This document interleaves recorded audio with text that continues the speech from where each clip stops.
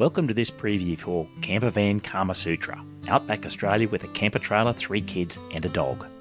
This true story tells of one family's hilarious journey through Australia's rugged outback countryside.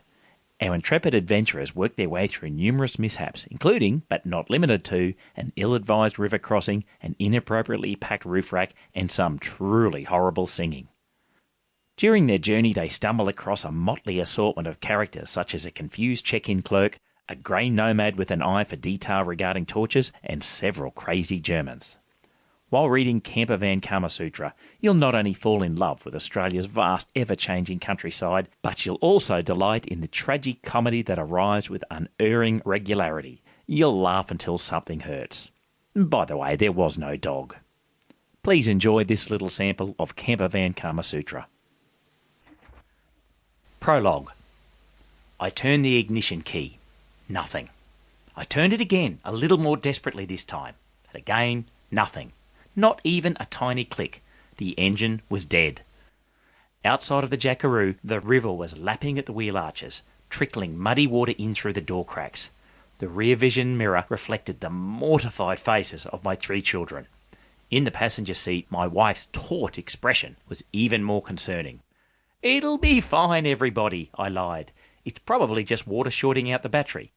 Then I rolled up my shorts in a futile attempt to keep them dry, waded through the waist-deep water to the boot, and rummaged through a pile of soggy camping gear for the tow rope, the only piece of equipment that could help us now.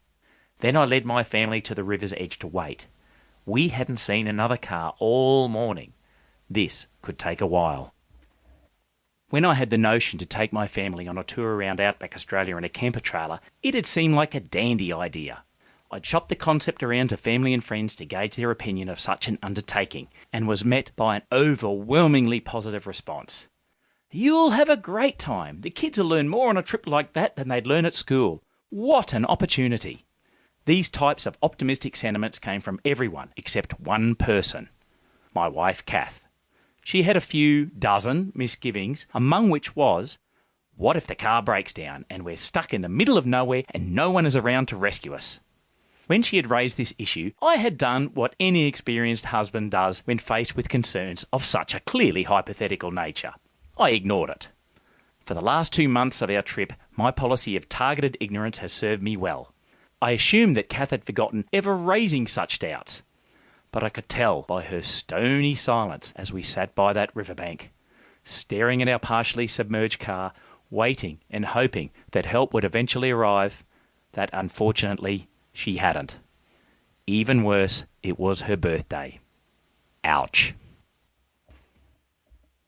I hope you enjoyed this little sample of Campervan Kama Sutra.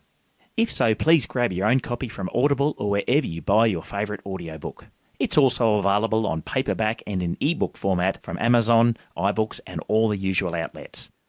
I hope you enjoy it and have as much fun listening to it as we had bringing it to you.